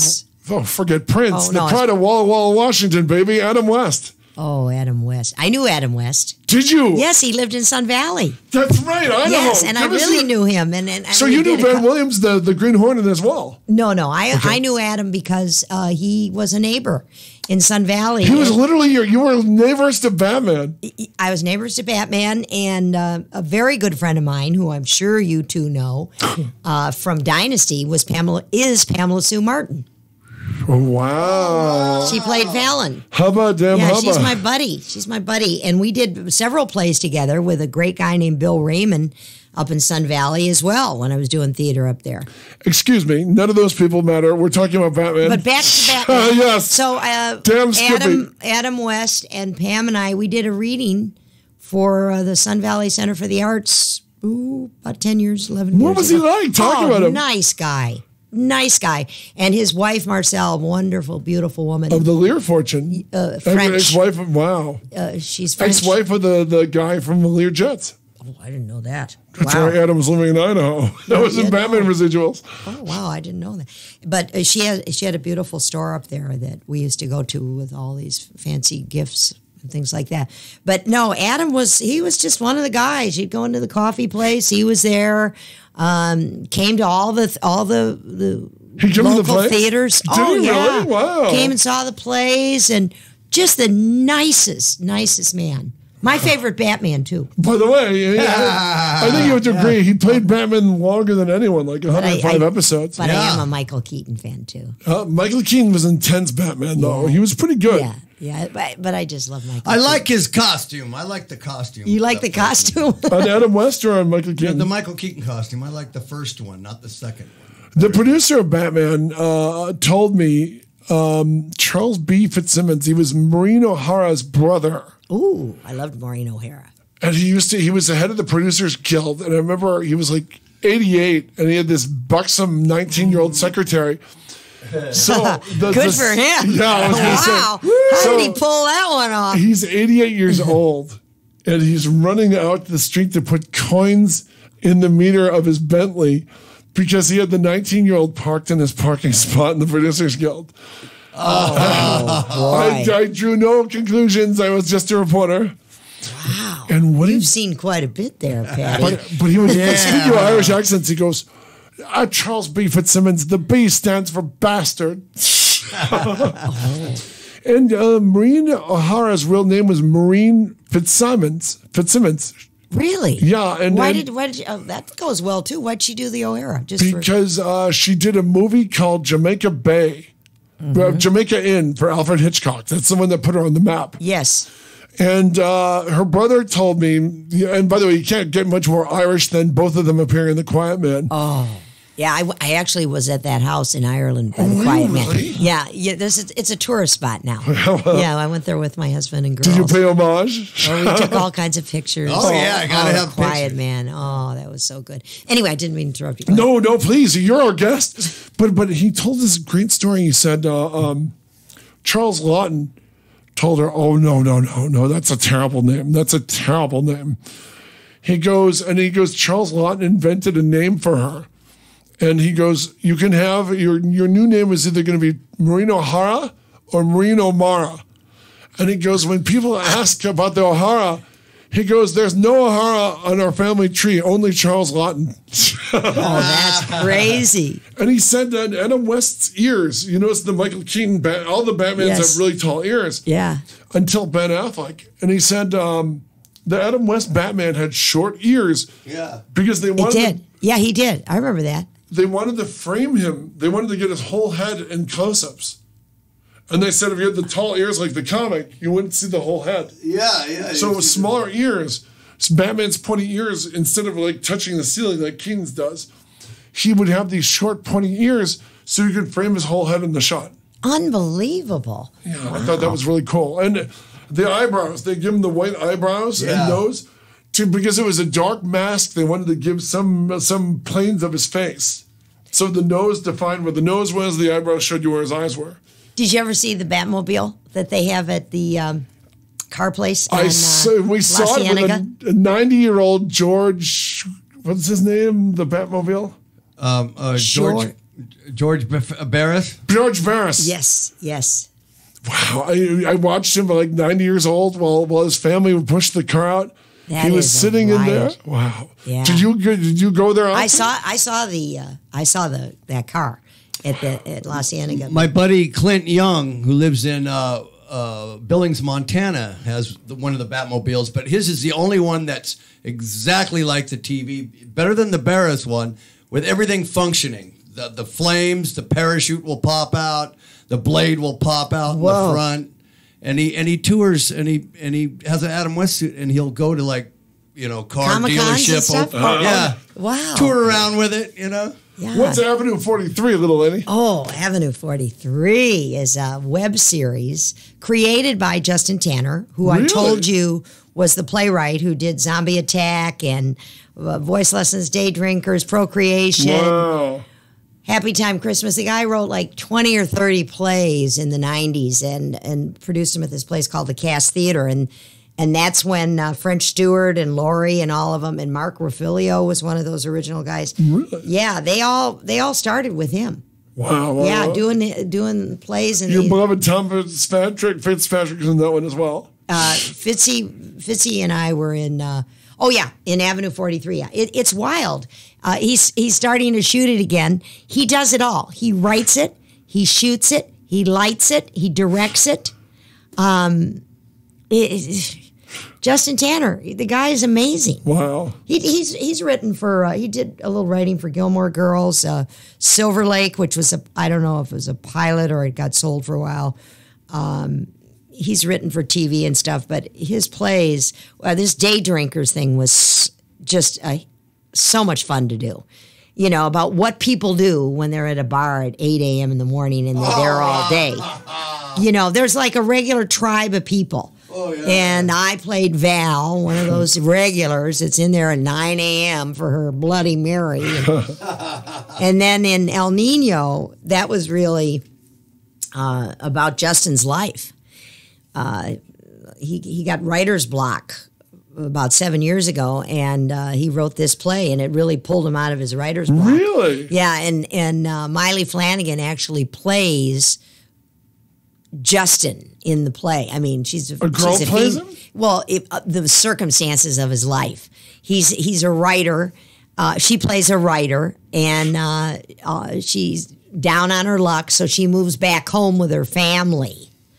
And the family being me, the mom, and Nick Hewlett, and my other daughter, Melissa Denton, who's just a wonderful actress. And, oh, boy, we're so mean. We're the meanest people on the planet. And all we do is just tear her up and down, you know. You're a loser. And he said it's all based on his life. Wow. Yeah. His bad childhood. Wow, that's fascinating. Yeah, he loves to write me as his mean mom. Really? Yeah. The opposite of Bruce Willis. But Avenue 43 shoots at his place, and Mo Collins has been in. Oh my gosh, so many people. Jane Taney, Chloe Taylor, John Palmer, Todd Lowe. I don't know if you ever saw True Blood. Oh wow! Well, you worked with Hilary Swank. I did. Yeah, we did. It's Not You, or yeah. You're not you. You're not you. You're Not which is a You. great title. Francis Fisher was in that. I played Hilary Swank's aunt, and my husband was Ed Begley Jr. Ed Begley Jr. Wow, Yeah, what a great guy he is. And that. Did you drive him to work? No. Yeah, I should have, right? Throw trash at his head when you blew past him in the car? Yeah, he's very green, as we say. But that's a story of a woman who gets Lou Gehrig's disease. And Hilary Swank she's terrific. Wow. Yeah, he shot that at another fantastic home in that area close to where we did The Last Ship. Same deal. I also love that you did... You had to do at least one landlady on a Hallmark special. Yes. And you don't disappoint. Christmas Mail. Christmas Mail. With A.J. Burke. Wow. Yeah. That was fun. The landlady. Ashley Scott's landlady. How was that? Yeah. That was pretty fun. I got to ask you about Two Broke Girls, because we've had one of the actors, Steve Maiorti, who works in the kitchen. We've had him on our show. Oh, you have? Yeah, that was fun. I played like a drug addict, and it was hilarious because I had my hair right now, it looks kind of straight, but it's really naturally curly. All the girls in the family, so it's out here like a bush if I just washed it. So they wanted that hair out there, you know, and I don't know what I was smoking or snorting, whatever it was, and I'm just, you know, I'm in bed and they're pounding on the door and I won't pay my rent, and they were fun. Yeah, they were fun, and the execs too, or the exes, with Leah Remini and those. Yeah, a couple of those shows. I did little things, but fun. You know, everybody makes you feel at home, and I think one of the things that's tough about doing a lot of co-star, guest star stuff, especially now that I have something to compare it with in conjunction with being really a series regular for one season on Narcos. I'm looking forward to the day again when I am part of the team. Because when you go on a show as a one-day co-star or guest star, they have their own group. You know, it's kind of like invading a family. You know what I mean? Yeah, they're kind of close off. Here come the day players. Yeah, that's what it's like. Get your guard up. They don't want to kibitz with you because you're not going to be there next week. Well, and not only that, they have their. I get it. I mean, I certainly understand what great rapport and what a tight team you are, because we had that on Narcos. I felt that way anyway, very much with Boyd and Pedro, and also Patrick St. Esprit and Richard T. Jones. I was in as many episodes with them as I was with the other two.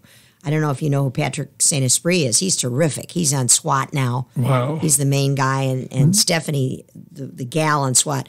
Both of those people come from Narcos. I did not realize that. Oh, yeah. I've never watched SWAT. Yeah, it's a good show. I like the Robert Urich SWAT, which they run on MeTV, because Robert Urich would do the tuck and roll. Yes. Yeah. Nobody could do a tuck and roll like Robert No, Urich. nobody can. But I think, you know, so you go in and you don't have a lot to do, but you know that when it's your turn, you better do it right because this is a big production. Nobody wants to waste time on a day player, a guest star or co-star that's going to screw up a line or be nervous. And so consequently, it's more pressure than it is on the series regulars. Does that make sense? It makes perfect sense. And by the way, yes, it does. As a character actress, a hardworking, busy character actress, you're giving us an insight we don't usually get. You know what I mean? Well, and I don't know if it's an insight that everybody else feels. Although I have talked to a few of my buddies about this, and they agree.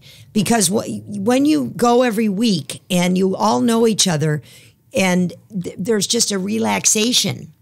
And when an actor is relaxed, they do their best work.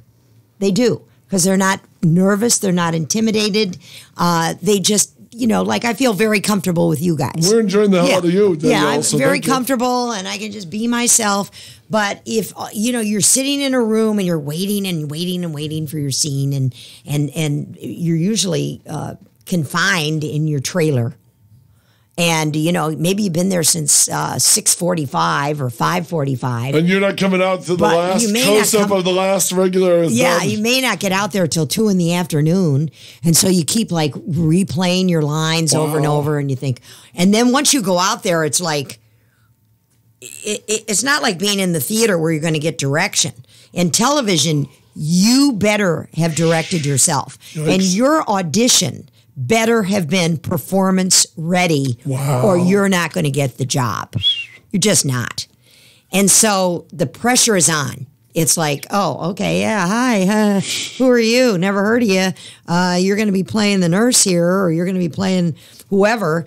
And, hey, we're already 5 hours behind here because us regulars got to screw around any way we want it, and now we got to make up the time. And you just better cut the mustard. And if you don't, it's like dead silence. We're going to call the next person. Yeah. I saw that. I noticed that too.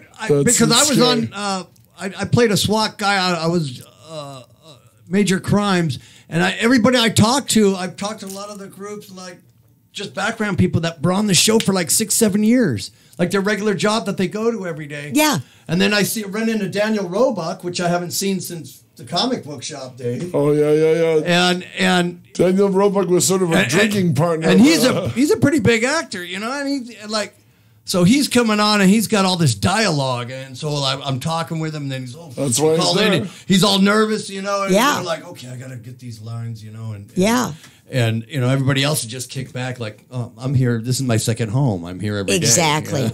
Exactly. And so I look forward to the time again where I have a new home.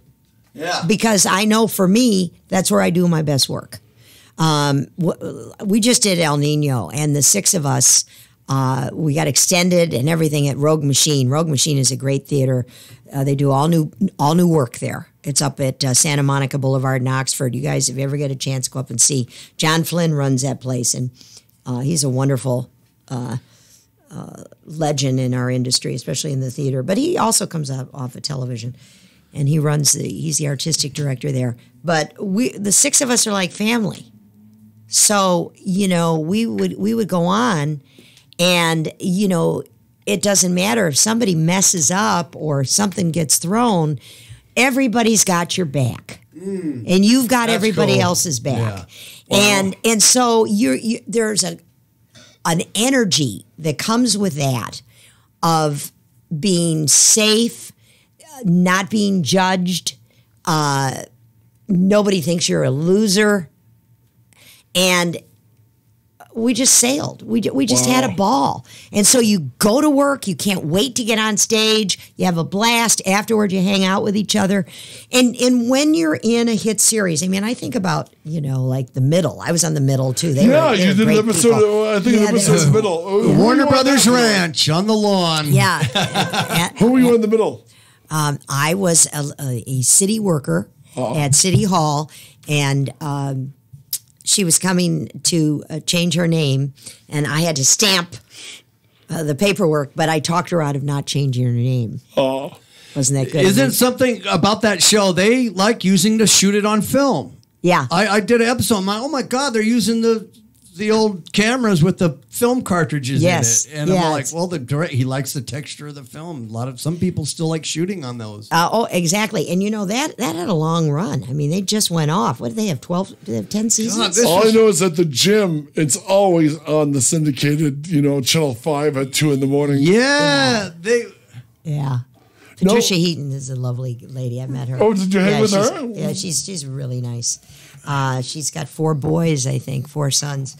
But yeah, so I look forward to having my own tribe again and doing something. I think that's why a lot of actors eventually get into writing.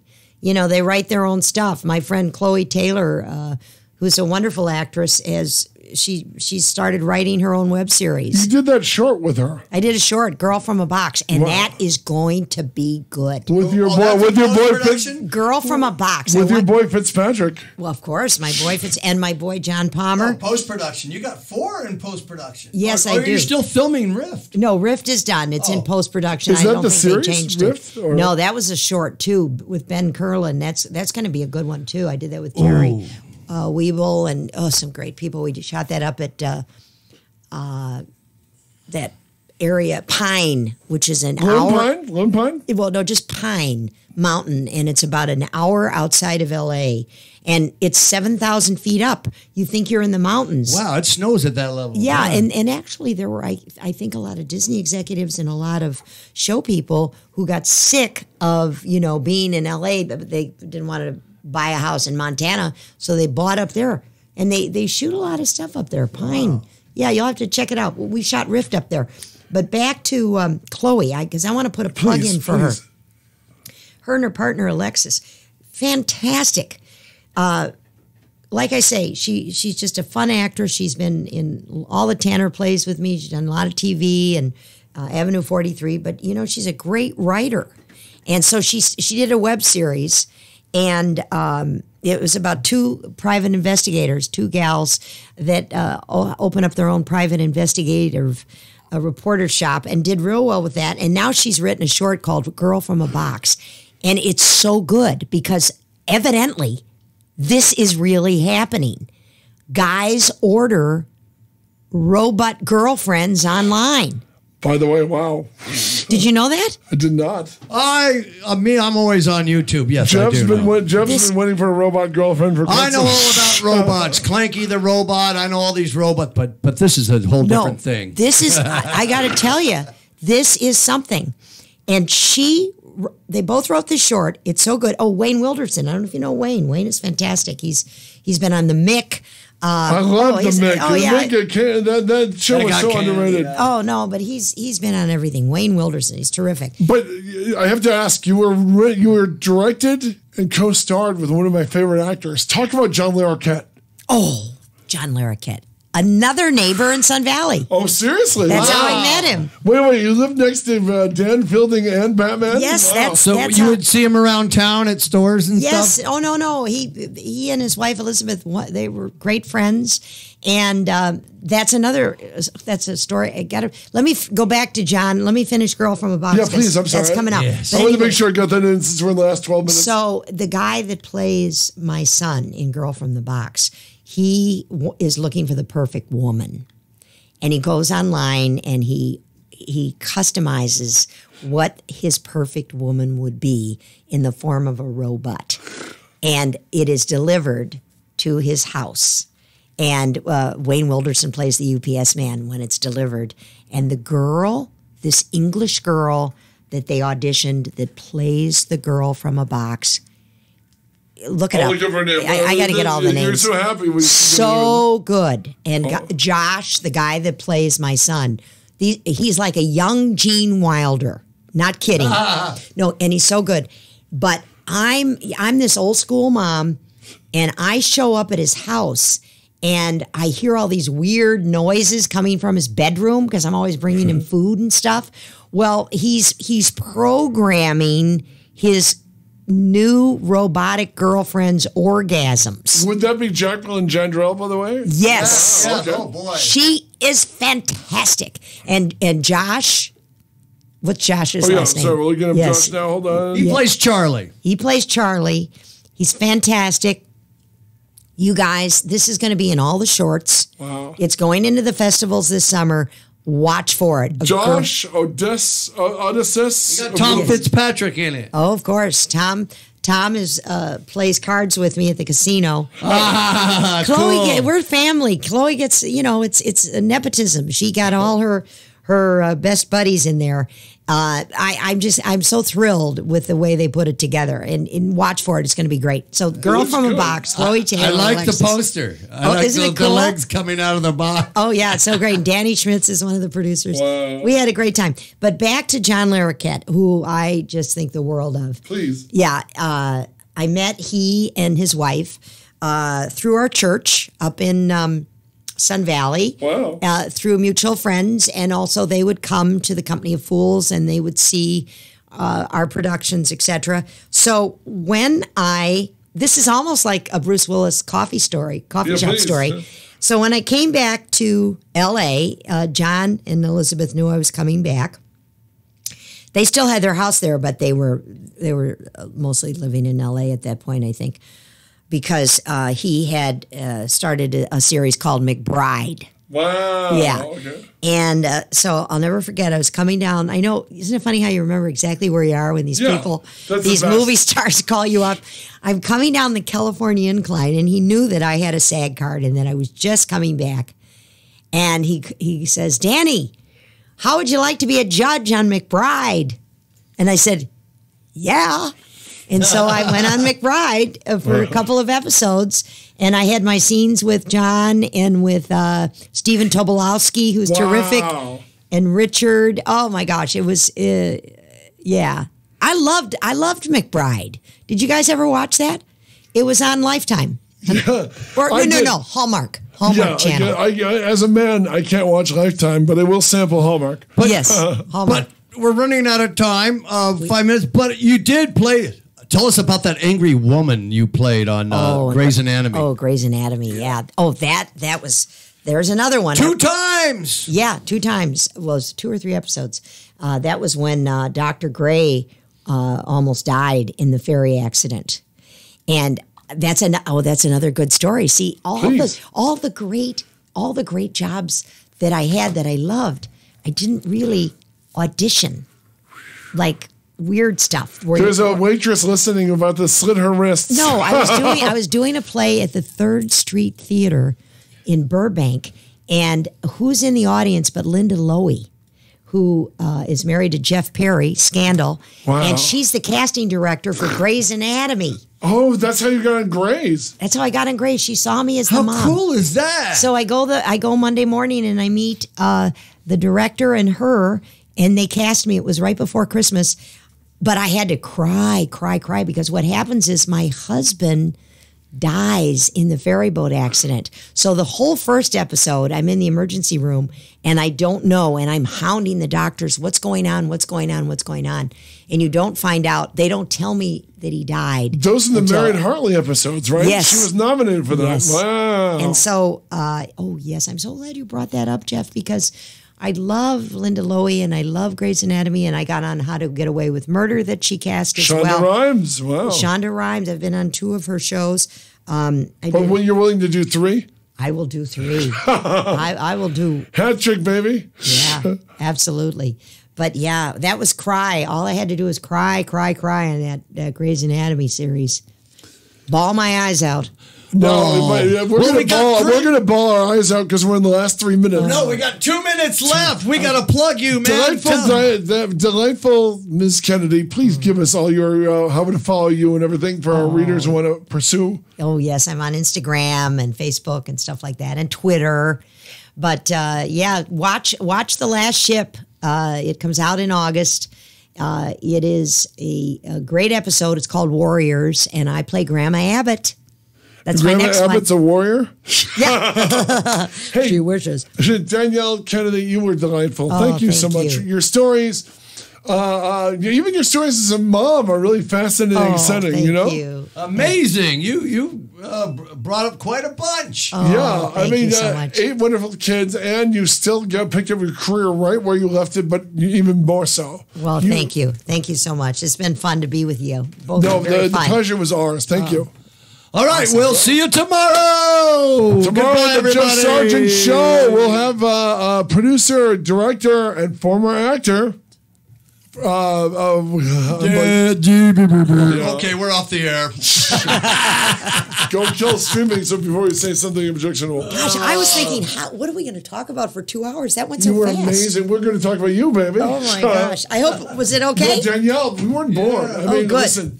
Good, there good. have been mornings when it's a chore. This was not a chore. Oh, good. You know what I mean? Good. Oh, no, good. you held her.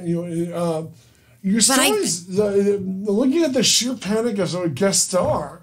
You know what I mean? I mean, that's